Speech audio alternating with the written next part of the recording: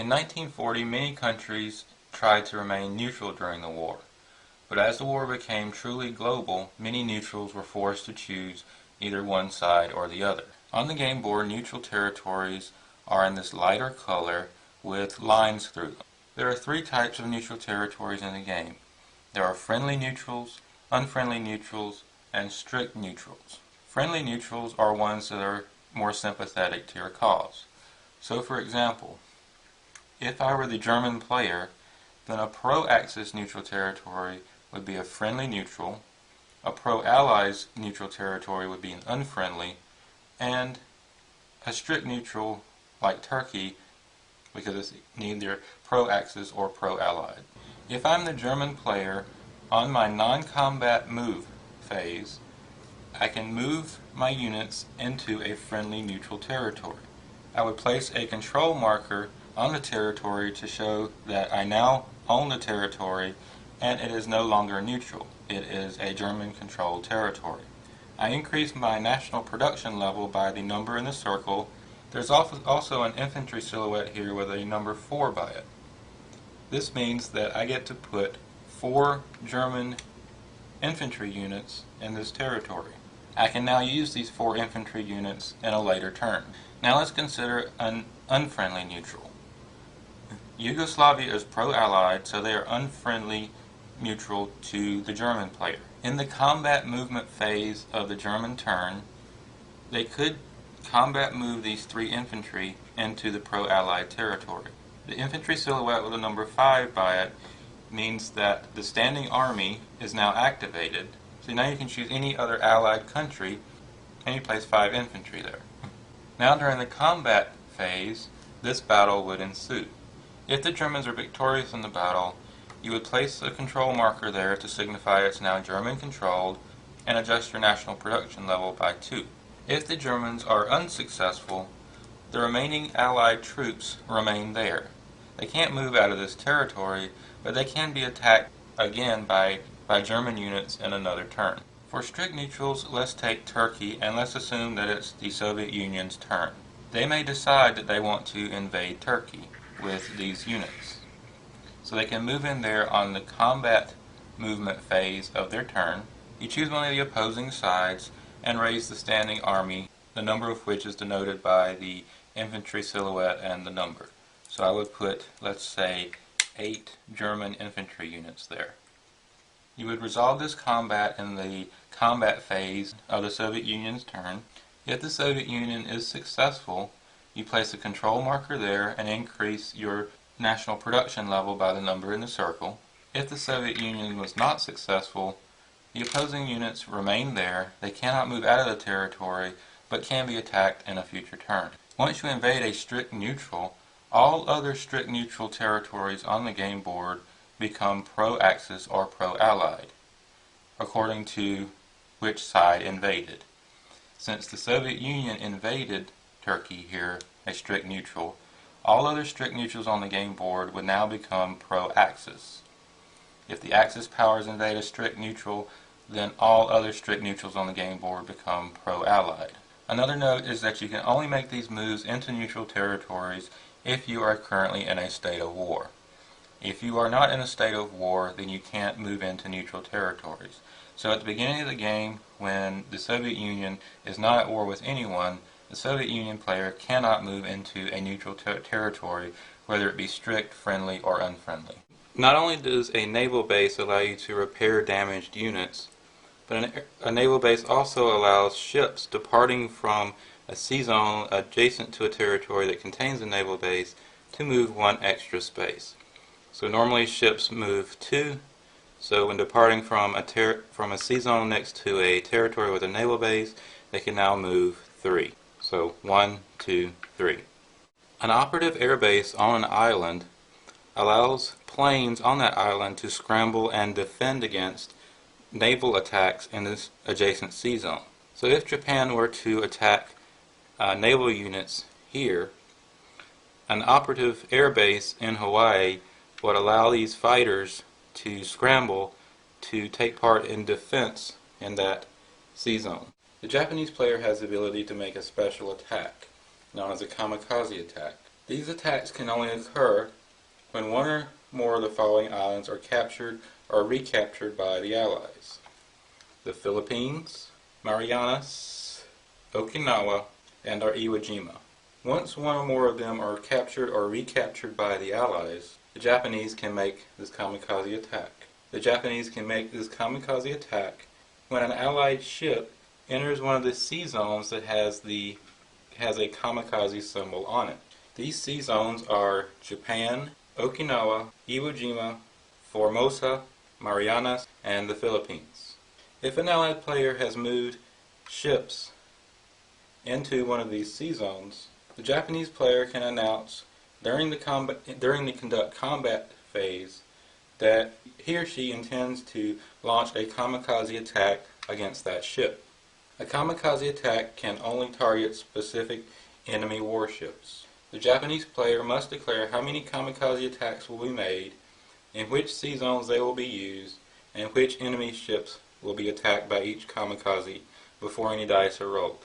So on the American conduct combat phase, if an American ship is in this sea zone with a kamikaze symbol on it and the conditions have been met, the Japanese player can say, I'm going to conduct a kamikaze attack on this ship.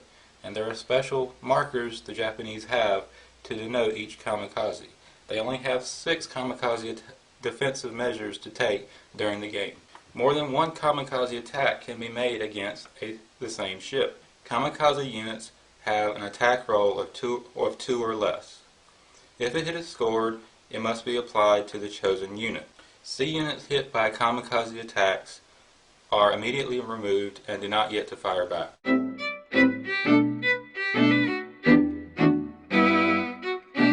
So how do you win a game of Axis and Allies Pacific 1940? Well, on the map are 8 victory cities crucial to the war effort. The Allies begin the game controlling Calcutta, Manila, Hong Kong, Sydney, Honolulu, and San Francisco. Japan starts the game controlling Shanghai and Tokyo. Japan wins the game by controlling 6 of these 8 victory cities, one of which must be Tokyo, at the end of a complete round of play.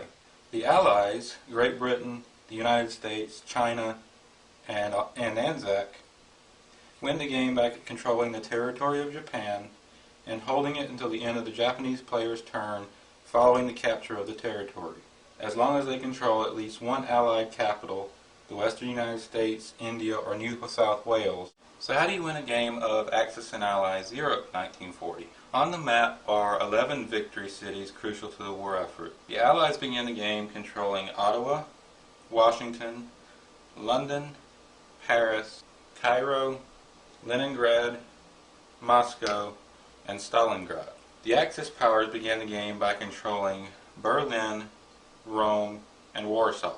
The Axis powers win the game by controlling any of these 8 victory cities for a complete round of play, as long as they control one of the Axis capitals, Berlin or Rome. The Allied powers win the game by controlling Berlin and Rome for a complete round of play, as long as they control an Allied capital, which is Washington, London, Paris, or Moscow.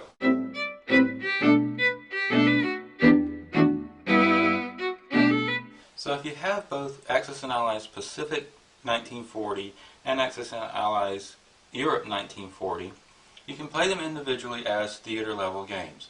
You can just play Axis and Allies Pacific 1940, or you can just play the European theater in Europe 1940. But if you buy both games, you can combine them and play the global Axis and Allies 1940.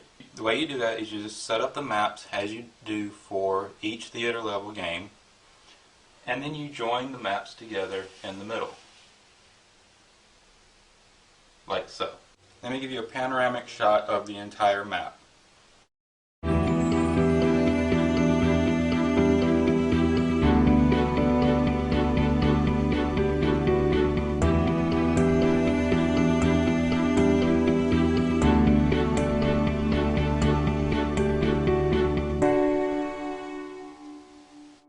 Set the game up as you would for each theater level game individually, and you join the maps, and then the eastern edge of the map is going to wrap around to the western edge of the map. For the global game only, you're going to add the following units to the board.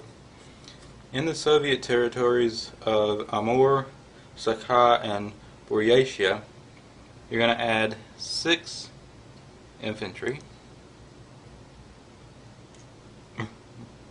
And these are the units that in the European theater level game are being recalled. Those units you get in the European game are these units. So you won't get those units in the European theater when you play the global game because these units are here. Additionally, you place 1 Anzac infantry unit in Egypt. When you're playing the Axis and Allies 1940 global game, national objectives are going to be replaced by a separate set of rules. The political situation rules are what you might think they would be when you combine the two games. But for completeness, we're going to go through each country involved in the global game and outline their political situation again. Germany, Japan, and Italy make up the Axis power. For the moment, the United Kingdom, along with the collective Commonwealth, Canada, and Anzac, France, and China make up the Allies. The United States and the Soviet Union are currently neutral. During this period, many other countries tried to remain neutral as well. As the war became global, many neutrals were forced to join one side or the other. The following rules reflect the growth and development of these historical events from 1940 on. These rules replace the political situation in Axis and Allies Pacific 1940 and Axis and Allies Europe 1940. Germany. Germany is at war with France, the United Kingdom, and Anzac.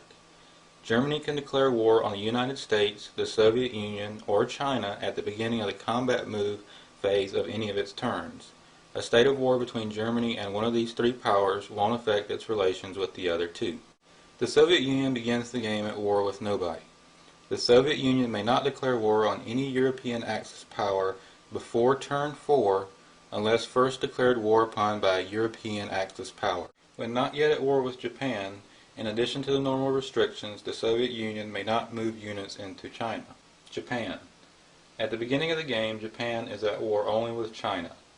Japan considers movement of units into China by any other Allied power as an act of war against it. Japan may declare war on the United Kingdom, Anzac, the United States, France, or the Soviet Union at the beginning of the combat move phase of any of its turns.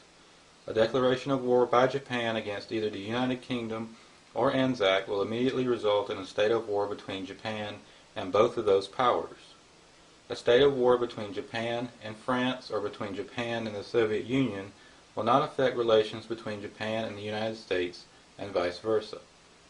Japan may attack Dutch territories only if a state of war exists between it and the United Kingdom and Anzac. The United Kingdom. The United Kingdom, along with France, begins the game at war with Italy and Germany. The United Kingdom may declare war on Japan at the beginning of the combat move phase of any of its turns, resulting in a state of war between Japan and both the United Kingdom and Anzac. When not yet at war with Japan, in addition to the normal restrictions, the United Kingdom may not move units into China. It may, however, move units into Dutch territories as a non-combat movement at any time as long as those territories have not been captured by an Axis power. It may actually take control of Dutch territories, gaining their IPC income by moving land units into them. Additionally, the United Kingdom considers attacks against any Dutch territories to be acts of war against it directly. Once a Dutch territory has been captured by an Axis power, however, it may be captured and controlled by any power. The player controlling the United Kingdom is also going to track income generated and spent in the European and Pacific theaters separately. UK units purchased and placed on the Pacific map can only be bought with IPCs generated on the Pacific map, and UK units purchased and placed on the Europe map can only be bought with IPCs generated on the Europe map. Calcutta is considered to be a regional capital. If India is captured by an Axis power, that power will receive the UK players' unspent Pacific IPCs only. If the United Kingdom is captured by an Axis power, that power will receive the UK players' unspent Europe IPCs only. If one of its capitals is captured, the UK player may still continue to collect and spend IPCs in the other capital. The national objectives and bonus income for the United Kingdom are collected by the United Kingdom Europe economy.